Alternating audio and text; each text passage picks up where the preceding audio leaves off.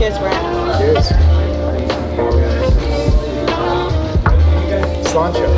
Sláinte? Sláinte. That's the Irish way of saying cheers. Is it? Yeah. I love that. You have so many weird tidbits of information, like for the record. Skull? That's how they do it in if you're Viking. Oh, really? Which is two of the things I am, a Viking and an Irish. Really? Yeah, two of the three. Let's talk more about that. Hello, welcome. I'm so glad that you could join us here today. I have Brent. Brent is literally one of my favorite realtors on the planet. Like, not even in the city, on the whole entire planet. Brent is one of my favorite. Go on. This is Brent, the Globetrotter Gleason. Everybody.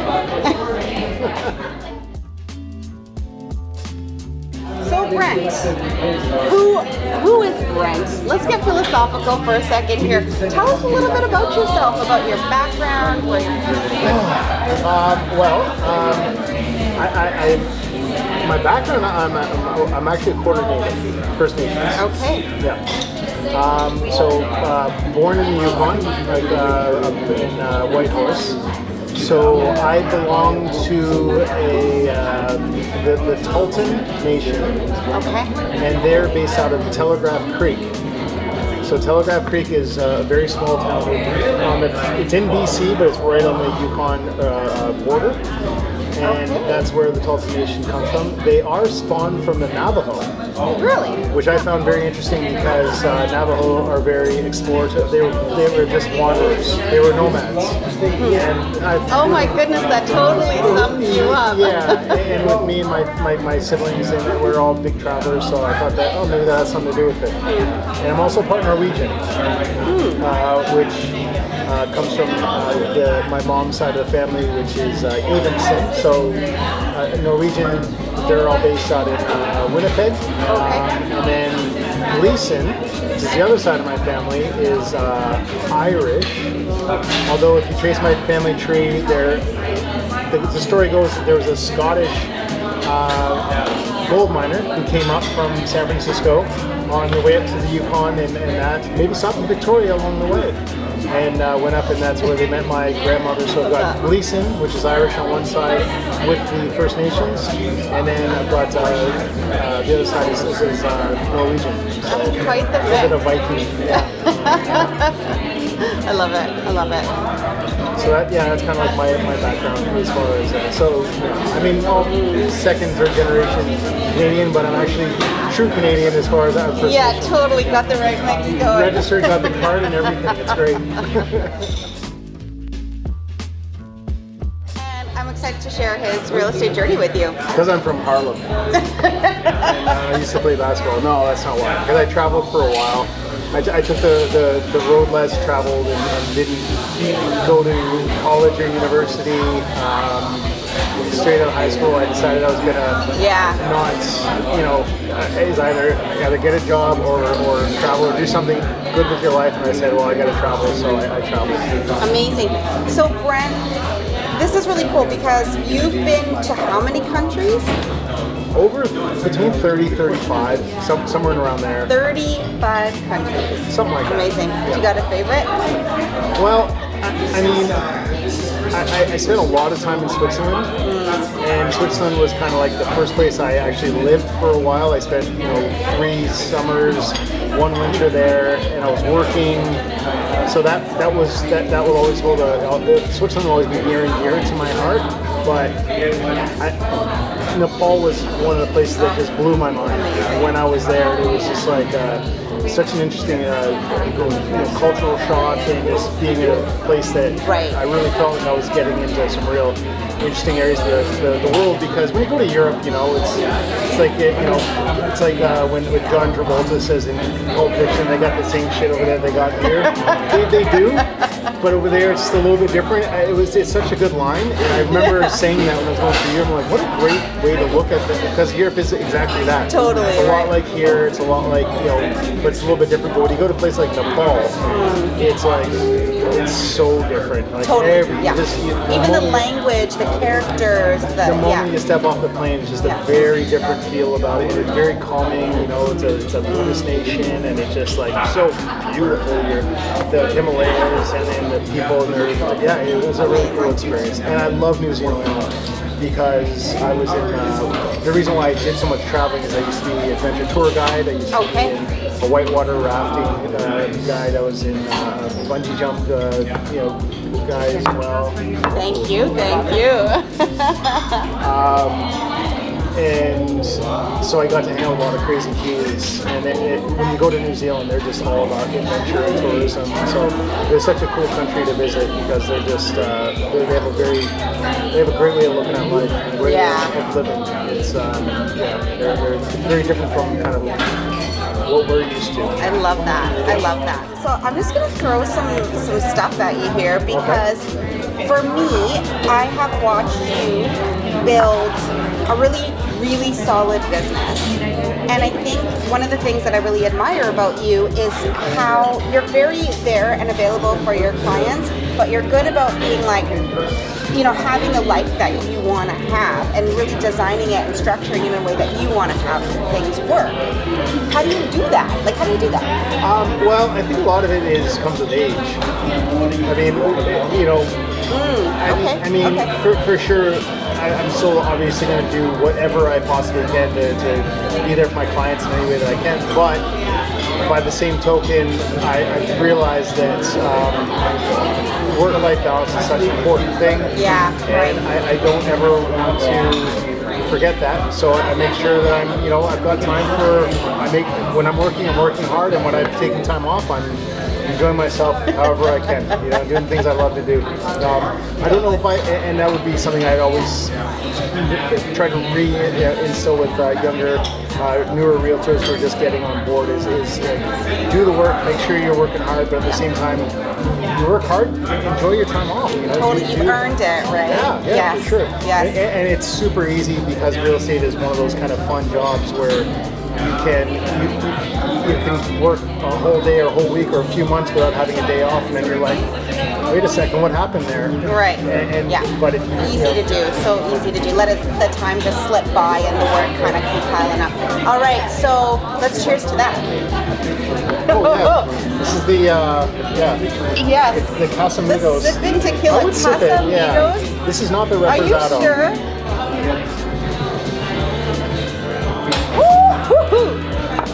Alright. It's pretty good. Yeah. But the Reposado it's a little bit more of a vanilla notes. That is actually really good. Yeah. Where's Clooney? He knows where he's going. Okay, let's talk about the real estate shit list. Let's talk about the shit list. Brent and I are keeping a list of everything that is when it goes sideways. What is it? When it pisses us off, it could be a realtor, it could be a client.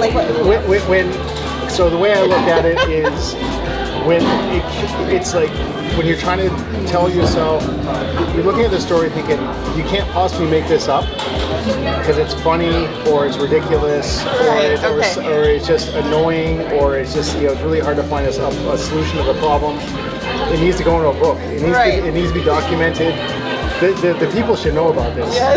The people should know about this. Yeah, because I think a lot of people when they think about what we do, they think, this is nice, but we don't do this all day. No. Not every day. So let's can we give a taste of a shit list story? So this was our outlet. I would call Brent and I'd go, Brent, it's going in the book. This one's going in the book. And Brent would, we're making notes. We have big plans for a book release one day. What kind of story makes it into the book? you know, when you're showing a person a house and then they decide they're going to get their ladder out of their car or out of their truck because they want to go up into the attic and look around. I'm like, you can't do that. This is not an inspection. This is a viewing. We have a half an hour to look through the house. You can't go up and inspect the attic. First of all, I don't want to be on the hook for whatever you find up there, whatever you do if you hurt yourself, because it's on me. Second of all, the people who own the house, you may not even offer on this. You have no business going up their attic. So that's I love it. One story that comes to mind for me. Okay, I'm gonna put my own story. This is the one that I did. My bad. So you and I are at a showing. Beautiful, giant, old character home. We did go up in the attic. It was one of those ones right before the inspector arrives. I'm wearing heels about this high, and I put my foot through the ceiling. And they haven't bought it yet. Nobody's bought it. And so everyone's kind of looking at me, and now there's a hole in the ceiling. So that's going to be my entry. Now, fortunately, they were good friends of mine. Yeah, they were good about it. And they also bought the house, which was good. And I mean, that's just another great story that will definitely go in the book. And fortunately, it all worked out. But yeah, it could have gone the other way. It could have been a very different story. Yeah. So Brent, you've traveled the world. You've seen all these different places, all these different countries, and you come back to Victoria. You land in Victoria. Are you from here originally, or where are you from? No, actually born in Whitehorse. Born in the Yukon Territories. Okay, yeah. okay. I still have family up there. The background here. Yeah. So I was born up in the Yukon. Didn't spend very much time there at all, although I do still have close family up there. Moved to Ontario. So raised in Ontario. Okay. And pretty much the moment that I was able to finish high school, I left Ontario, came out west. I spent about 3 years in the Rockies in Alberta, a bit of time in BC here on the island as well, and then after that, that's when I left to go traveling. Okay, awesome. And then you left to go traveling. So then you come back to Victoria, you get into real estate. Why real estate? Well, I've always thought it'd be a job that I would do well at. But it really fit the mold in Victoria, because Victoria is the kind of city that it's a small city. It's big enough that there's enough people here, but it's not a huge city that can kind of gobble you up. Right. Yeah. Sure. I've been in big cities before, and I thought, you know what, I don't know if I'd ever want to do this kind of job in a city that's as big as, say, Toronto or something like that. Right. So I think that was the biggest part of it. And it's one of those cities that. Once your social circles, once you get to know a few people, it's easy to, they know them, and this is so easy to get referrals, I suppose. Right. One of the better ways to say. Victoria really is that type of city where you know a couple of people, and then things just start clicking into place. Yeah. And I love that. I love networking. Yeah, you do. You're a social butterfly. Yeah. Yeah. So, is that the term? Is that the right term? Yeah. It is at the moment. I mean, whatever's PC these days. You might know. I don't know how to do what we call the butterfly. Maybe a caterpillar, I don't know. Caterpillar, social caterpillar. Okay, and then I want to, because again, you're another one of those agents that's just had that really fast start, right? Like you had a little bit of like your bumpy years, but then when things started to click, you started to hockey stick with your growth. Right. So, what would you say? Give us 3 things that you might say to a new agent today that's starting out, that really wants to skip the bumpy parts and just get into, seeing growth and taking off fast? Well, I mean, I had 2 starts. Like my original start was not the best start, because I didn't start. Okay. My real start, what I'm counting as my real start, was over this past year. So, when I came on board, So I mean, I'm looking at, from 2021, and all of 2021 was great, but late 2020, I guess, was when I first started. And once I figured out, I guess when I figured out there is a certain way to achieve success in this business, and you just have to do a certain few things. Like you got to make the calls, you've got to make sure that you're doing it each and every day, no matter what. You got to get out of your comfort zone. You got to, but it's pretty much. I guess the main things were that trust in the system. Once you have a system, be yourself all the time. You don't want to act, because at the end of the day, this is a real person-to-person attraction. I think that's the other thing too, is like, yes, and I see a lot of people talk about this when you're thinking about your niche and who you really want to work with on a day-to-day.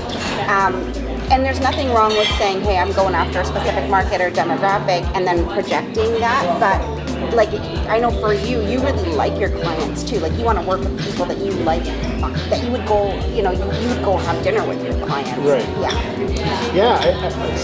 I don't know. Some of that just kind of fell into place. And I mean, if you want to get philosophical about it, I'm sure there's, I guess there's, if you put in the work and you're being yourself, I think you're just going to attract those kind of people naturally. Right. Yeah. And I mean, obviously, a lot of it does come from referrals eventually, but when you're first starting out, that's not the case. Right. That's a good point. Right. Yeah. So,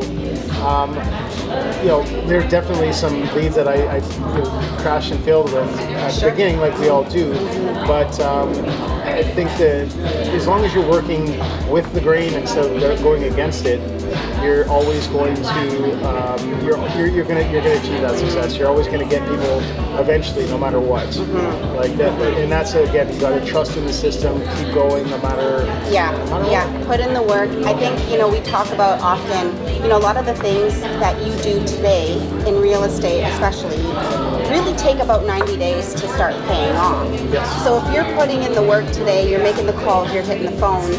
I mean, everyone's gonna have that luck out thing that's right now or whatever, but statistically, if you want proven consistent results in your business, you're doing the work today and you're going to see the results 90 days later. So the trick is that 90 days later, when you're doing the business, you have to still be prospecting for the business 90 days from then, and that's how you get that flow going, right? Sure. And also, like, you don't have to wait that 90 days to get that satisfaction, that exhilaration that you get, like of when you're making calls and all of a sudden someone says, "Yeah, I'd love to work with you." You might not be able to do a deal right away, but when you're making those calls and you have a good conversation, all of a sudden it's like you feel that other shoe drop, and all of a sudden it's like, oh wow, it's such a great feeling, right? And that's what you're always looking for, and once you get that, it becomes, at first it's so exciting, but then eventually it just becomes like exactly what that feeling is. You kind of want to chase it. And those wins along the way. Yeah. Love you that. don't necessarily have to wait 90 days. 90 days is definitely. I mean, if you're waiting for your license to come through, sure. But but if you're just looking for someone to say, yeah, I really want to work with you, sound like we fit really good, and Such a good point. Move forward. So that's kind of cool too. I love that. That's actually really good to remember that you are going to see wins along the way. Yeah. Okay, so we got you're hitting the phones. You're focusing on like being yourself, attracting the type of people you want to do business with. What's the third thing that people can do? I guess that kind of comes as you're moving along, you're going to start to change things a little bit with your approach to everything, and it's going to be, I don't want to say selfish approach, but you're going to start having things. You're going to try to start doing things your own way a bit more. Yes, putting your stamp on it. Yes. So whether it's like the amount of time that you're putting in, or the amount of time that you're available to people, or it could be, if you want to keep the business, or if you want to refer it out. There's all kinds of different things that you want to start tweaking. Start leveraging yourself out. And just so you know that you're being the best possible agent you can be with the clients that you're with. Because you can't please everybody. Right. At the end of the day. Right. Very important. Right? Yeah. And you can stretch yourself only so far. And my kind of approach to my first year was, I said, I'm going to put myself through the ringer, and I'm going to see and you what went through comes the out ringer. the other side. Like you really just went out there and took all the hard knocks and was like, I'm doing it, I'm going for it, I'm gonna get it. Because I mean, at the end of the day, like that's how. Well, A, that's how you get a great book, like the shit list. Yes. B, that's the only way to learn. Yeah. It's from fumbling Yes. and tripping and figuring it out. You know, as you go, you got to make mistakes in order to improve. And in order to. So if you're not willing to make mistakes along the way, then you're never gonna achieve the success that you want. And you've got to really put yourself out there to do that. Yeah. Get out of your comfort zone. Take meetings that you're just like, what am I doing here? Yes. Because, but the good thing is that you have team members and people that you can look to and say, I'm out of my league here, or I don't know what I'm talking about. Yeah, that's where having that mentorship and having the people that you can go to and say, hey, listen, I'm in the deep, like I need help, I'm not sure what I'm doing, but you have to do it anyway. Yeah, and that's super valuable. Yeah. But you're never going to get there unless you put yourself out there. Yeah. So it's really cool though. But you really have to want to do the job to do that. Yes. Well, and that's the thing. I'm really glad you mentioned that. So it's like, the third thing is kind of like putting yourself out there and taking your knocks, right? Yep. So I think that's actually a really great tip, because I think oftentimes from the outside looking in, people think the business looks easy. And it's anything but it's simple, but it's not easy. We always say that. Like, it's not rocket science, but you're gonna have to do the grind. Like, no one can do it for you. Right. Yeah. Right. And I mean, it's easier for some people, but only because that person is, who knows what they've had to do their whole life to get where they are. Totally. So it's easy for them. Yeah. But just to say I can do that or I can't do that because I'm not them, you can't say that. Yeah. It's easier for me now because I've done what I've done and here I am and I'm able to do it. But and I think that's a hard thing with some new people getting into it. It's good to, like, again, do the hard work at the very beginning, and that'll really give you a good idea of if you're you're well cut out for it, if you're willing to work, do that extra mile to be able to get the the deals in. Yeah, totally. I love that. I also kind of like that point, because I don't think a lot of people talk about this, but when you think about conversion ratios, this plays into conversion ratios. Right. Because like you say, in the beginning, you're just like out there, you're talking to like 100 people to get a few deals done. But as over time, you're talking to like 10 people to get 8 deals done. Right. And that comes with that experience that you talk about. Like, it does shift and it becomes easier. You're honing your skills. Yeah. Right. Yeah. Because at the beginning, you're talking to everyone, and I've actually had clients where it's like, oh, you know what, that didn't work out. They're not where I thought they would be, and I was like, and then a couple months later, I'm like, oh, I saw they bought with someone else. And take the knife out of my heart. Yeah, yes, I know. And it's like, so what did I do wrong there? Yeah, totally. Or how could I have improved? So you really, again, that's honing your skills. Yes. Yeah. You gotta, you'll know at the very beginning, or won't know at the very beginning. You'll start out and just everyone's a potential client, but then after a while you'll be like, okay, you just get in your groove. Yeah, this is how I'm going to spend my time, and these are the people I'm going to spend my time with. Yeah, but you got to do it full time. There's none of this like. People get into real estate to do it part time. Right. I'm just like, I don't know. I don't know. Like, well, maybe you can, but you have to be a lot more disciplined than me. Because when I'm taking time off, I'm taking time off. Yeah. It's like when I'm working, I prefer to work more days and then kind of take my maybe a week or so off. Yeah. But I couldn't do part time. I'm not a very good part time person at all. Right. So. Amazing.